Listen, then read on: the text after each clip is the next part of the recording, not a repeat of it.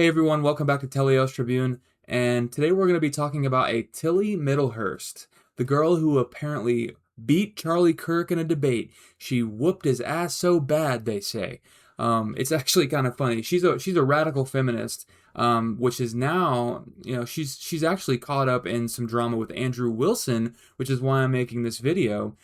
She's basically defamed Andrew, calling him a grapist, and she's basically strawmanned every position that he holds.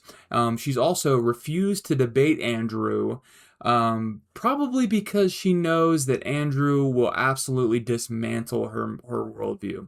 But, she's gained a little bit of popularity because the left views her as, or viewed her as a worthy opponent against Kirk. So we're going to take a look at this real quick. So I'm a feminist. My question is about the role of women, though. What should women's role in public and private life look like, and what are the material benefits of that? Well, thank you for that. Can I take it? I don't really want to take this detour, but can we both agree on what a woman is? Yes. An adult human female, it's a biological state of being that is also socially experienced. Can I please elucidate just one example of that social experience? Yeah, I was going to answer your question. Sure, go ahead. Yeah, okay. So let's say you're a member of a tribe, and that in that tribe, you have the biological female anatomy, and in order to become a woman in that tribe, you have to also get a tattoo. That's a social experience that's mapped onto biological reality. So can a woman have a prostate? Can a woman have a prostate? Biologically speaking, a woman is an adult human female that has a biological reality, but it's also social experience, right? So I don't just... Yeah, it's super easy. Like, can a woman have a prostate? So as per my definition of woman, I would say that people who have a prostate are biologically male, but they can sometimes be socially treated as women. Okay, got it. So women can have prostates. Got it. Okay. So you're a feminist that actually isn't just fighting for women, you're also fighting for men. So, yes, men also experience... Dude, I tell you what, though, and it's sad, the world is a way worse place without Charlie Kirk, the late and great Charlie Kirk. Harms from patriarchy, but I argue... We're talking about the same feminism, though, just make sure. Yeah, sure, go ahead. So men also experience harm from patriarchal domination, but I would argue that those harms come from that system of domination itself. In the same way, for example, this isn't a threat, but if I reached across and punched you in the face, then my hand might hurt, right? So are we understanding that there are, patterns of power? So I would also fight for the rights of men as a feminist, just as I would fight for the rights of women. Sure. You think women are happier than they were 40 years ago? I think I would have a few responses to that. I think that women report more stress and dissatisfaction today because, not because they have more rights or because of feminism, but because they're under dual pressure to both excel professionally and also because of the domestic labor in homes that is structured around outdated expectations. So, for example, studies like the OECD's Better Life Index show that women's life expectancy, education levels, professional achievements have risen in countries with higher gender inequality. So I would argue that what you're calling unhappiness is actually visibility, because now we hear women expressing dissatisfaction, whereas in the 50s, we prescribed them Valium and we lobotomized. Yeah.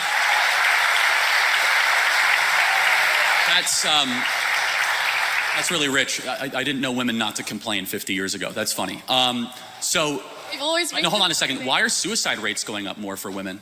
I think that encourages... Forget complaining. Materially, women are killing themselves more. Why is that? I think that even if both men and women have become unhappier, men's suicide rates have risen as well, and that's also been exponential. Can you at least concede that feminism offers only one potential explanation? There could be also other explanations. Of course, obviously, but feminism is the glaring thing in front of us, where we have fertility rates down, we have marriage rates down, we have unhappiness up. And we did something in the 1960s out of the universities of Bretty Friedan and Gloria Steinem and all these feminists that basically said, you're trapped in a home, go get a job, freeze your eggs, take birth control. And all of a sudden, women are way unhappier than they were 40 years ago. And I just have to ask the question, why is that? Is it working? And maybe there are biological differences between men and women that we should respect, and that deep down a lot of women want to get married and have children. In fact, we should applaud it and we should support it, and we should say it means nothing if you're gonna go be a CEO of some shoe company or be some banker in London. What matters if you raise children and you have something to pass down long after you're gone. I think I would bring 2 points to that. The first one is just really simple, which is that you can ascribe liberalism all you want as the cause of the unhappiness. I would argue something else. I would say that it's certain economic policy that has very little to do with the social social acceptance of alternative lifestyles. I would say that we can recognize that income inequality across a vast swathe of Western countries has increased, which causes all kinds of social ills, a lack of social cohesion, housing price growth doesn't correspond with wage growth, monopolies increasingly become kind of emboldened to interfere with politics, and monopolies don't prioritize social health either. I think that those offer more compelling reasons for a decline in happiness than an increase in freedoms, because just one more thing, on an intuitive basis, generally speaking, people want more freedom, not less. Okay, so if that's true, why is it, do you agree that the happiest women of the West are married with kids? I would have to look into it, but I think there are certain and objectively we know that, right? The women with kids are not the ones tearing down statues, right? They're the ones that actually have obligations. Does tearing down statues correspond to some kind of smiles per capita data set that I wasn't aware of? Again, it's like, it's a little bit of a one-liner. The happy and the grateful. The happy and the grateful usually don't go burn down Wendy's in their spare time, of which we saw in our country all throughout a single summer. But as a side note, you would agree, objectively, study after study, survey after survey, that the women of the West that are married and have children, especially a lot of children, are far happier than even the ones that earn more money correlated at the same age. So I also don't think that happiness is a very good metric, and neither do you, because you think gay people shouldn't just pursue happiness by being gay. They have other moralistic considerations to be making. So I don't think smiles per capita is a particularly convincing way to measure whether or not we should encourage women to be autonomous. I think we should maximize agency within a fair system that has reasonable parameters, because it's expedient, it's good for the economy, it's logical, it's the moral thing, because if we can't prove the material harms, we shouldn't discourage it. And also, self-reported studies is a really flawed way to do psychology. It's the week before my university exams right now, and I'm standing here explaining the basic methodology behind survey collection in sociology, which you don't even think is a real subject, to Charlie Kirk. If I took one of those surveys right now, I'd check extremely miserable. But so would a Palestinian child who's been torn to smithereens. How are we going to measure? You would say extremely miserable? No, I'm kind of making a joke. No, I mean, but seriously, but hold on. I mean, like, that's an important point, though, is that the women in the West have it the best in the world, and yet they're way unhappier than women of sub-Saharan Africa. There's something fundamentally wrong here. Because the women of sub-Saharan Africa have something that a lot of women in the West do not have.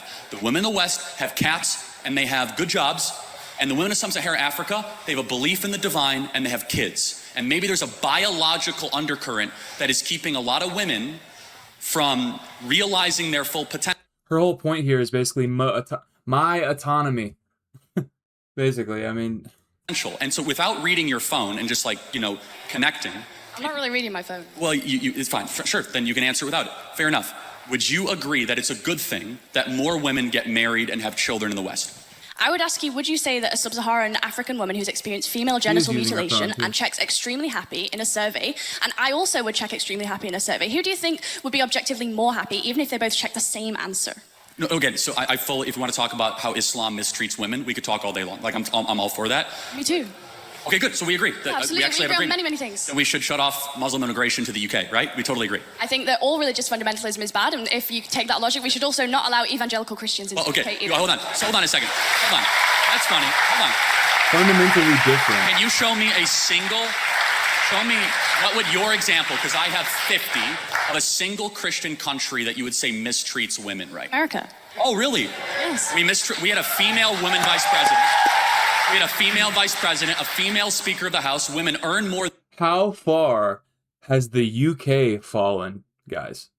Than men in America. In Rwanda, female representation in government supersedes the UK by quite a lot. Did women get treated better in Rwanda? Okay, I might be super off this. Like, is Rwanda Islamic? Like, I'm not totally sure. I don't think it is. Like, is it? Like, I don't know, actually.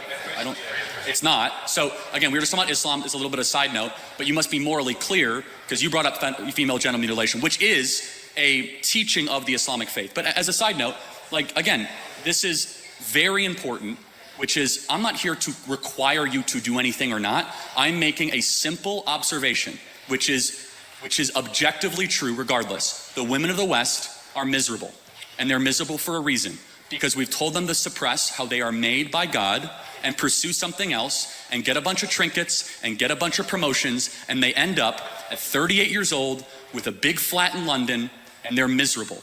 And we should tell them to stop freezing their eggs and start finding their partner earlier and have lots of babies. Yeah, okay, I think I'd bring two just final points to this. First one is just really intuitive, right? Which is that if you actually care about women's happiness, then the solution is to structurally support them. That means universal childcare, shared legally enforceable parental leave, and in Nordic countries where women have high workforce participation and also some state support, they report higher life satisfaction than in more conservative countries, including America. So if your metric is happiness, just use satisfaction surveys. You just told me they're BS. So are satisfaction surveys bullshit or not? Because you told me they're bullshit. Do you acknowledge satisfaction surveys or not? You just told me that they're BS. Do you think they're objective? We can use that as data?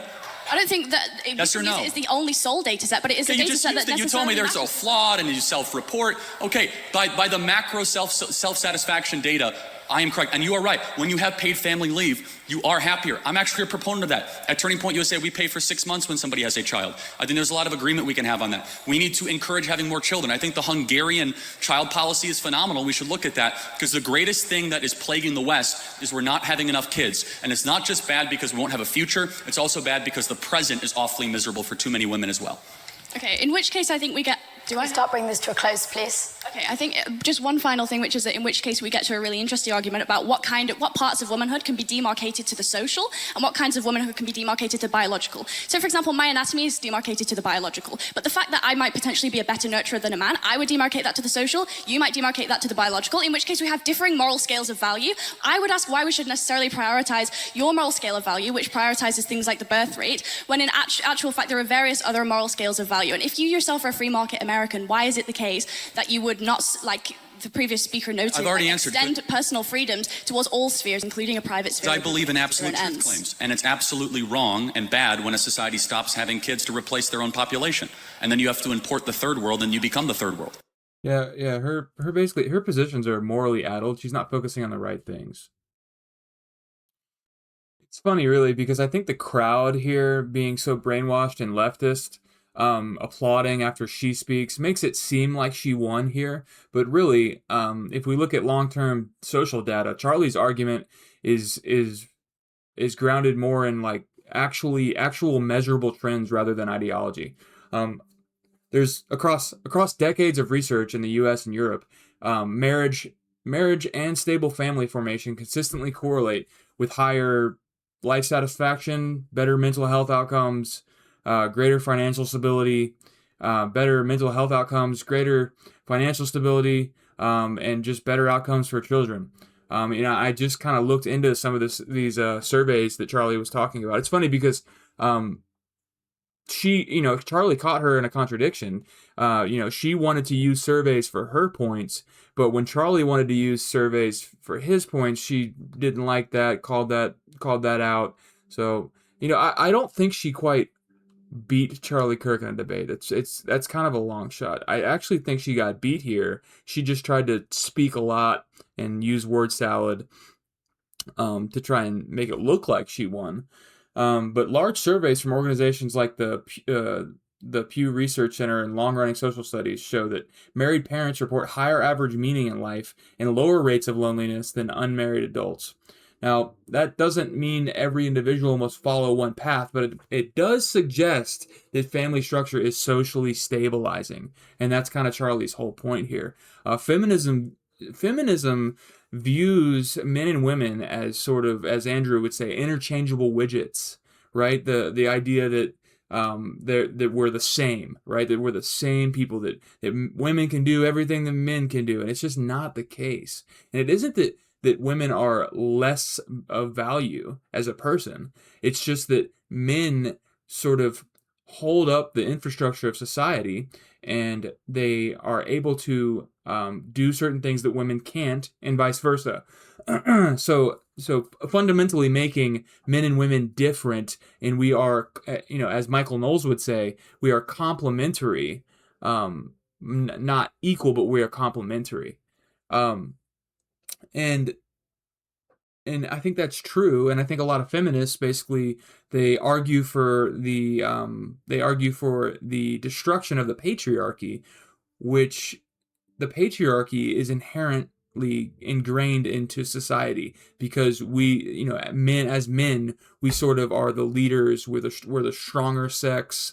We are, we're more. were better under pressure, things like this, right?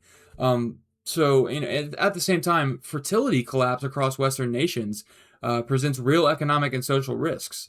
Um, Demographers warn that sustained birth rates far below replacement levels strain pension systems, shrink the workforce, weaken intergenerational support networks, and many more things. So it's not just what I've said before. There's other aspects to this as well. Countries like Hungary have introduced pro-family policies specifically because leaders recognize that strong families are foundational to social continuity.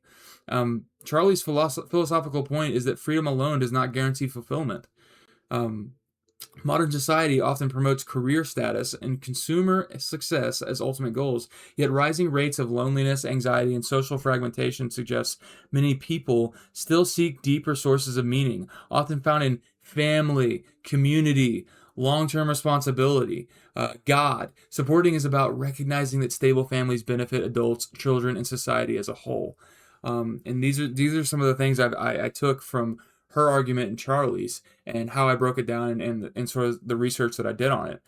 So the core of Charlie's position is not anti-woman, right, or anti-woman, but rather that biological realities, social stability, and human fulfillment are interconnected, and public policy should acknowledge and reflect those connections rather than pretend they don't exist.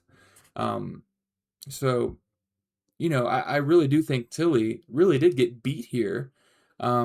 But the crowd, the sort of wet-brained, brainwashed liberals in the crowd, applauding at everything, at all the word salad that she was able to make here, makes it seem as if Charlie was on the back foot, but it's really not the case. It really isn't. This is over the last few years. She even debated Cooley as well, which is interesting. So, here we go. We've got this chick here, Tilly Middlehurst. So, Brian Atlas posted this on the weekend saying, I'll be pursuing a lawsuit against Tilly Middlehurst for numerous libelous comments. Further, I strongly encourage Andrew Wilson to pursue his own particularly strong legal claims against this liar. Her false and fabricated claims that Andrew is... Brian Atlas is the host of the Whatever podcast. It's a dating podcast where he has all these OnlyFans sort of degenerate women on who think that they're, hot shit when they're actually just kind of disgusting. But that's, and I'm sure maybe if you're watching this, you've probably seen the podcast. It's pretty big. A defamation per se, legal harm to reputation, is presumed without needing proof of actual damages. That is true. It's despicable that leftists must resort to such egregious slander without a second thought. To so casually, falsely accuse someone of is terrifying. She was too much of a coward to debate Andrew Wilson, so instead resorts to pathetic attacks and false accusations. This woman has zero credibility. I would strongly encourage any men, professionally or otherwise, to stay far away from this woman, given her propensity for baseless false accusations. Yeah, fellas, stay away. And of feminists in general, stay as far away as you possibly can. That is very true. These days, you just have to be careful if you're a single man in general. I tell you what, though, the scarcity of conservative women in today's society is actually alarming. It is so attractive if you are a conservative woman in modernity, because the liberal women are actually, they're so the level of being uninformed is actually shocking. I watched the whole video the other day of a woman going around a college campus asking these liberal women who was more oppressive to women, the Iranian regime or the Trump administration. Every single one of them said the Trump administration. So the level of delusion with them is just they're so far gone that it's just I won't date them personally. With all women, really. Just try and find a long-termer. She was also a nightmare dealing with when we attempted to book her for a debate with Andrew Wilson. Awful attitude, total diva. Doesn't surprise me whatsoever. So we're going to play this, guys, and then I've got some other sources that we're going to look at from Tilly over here. Andrew Wilson's I saw you did you sit with Andrew Wilson? That's one thing I would disagree with you doing, which is interesting. Like maybe that's where the debate to Andrew will Wilson? happen. Yeah. Oh, interesting. I just worry immediately for your safety in that moment because of the fact that Andrew Wilson's I mean, he's admitted on live streams before on his podcast that he doesn't really believe in what he understands the modern version of consent to look like, and his entire career is upon a foundational premise that you get clicks by bullying underage girls or women who are underqualified to speak about political problems. And I'm not saying that that's you. I actually don't think that that is you at all. And I think that he went out on a limb when he debated you, because that's not usually the type of person that he would engage with.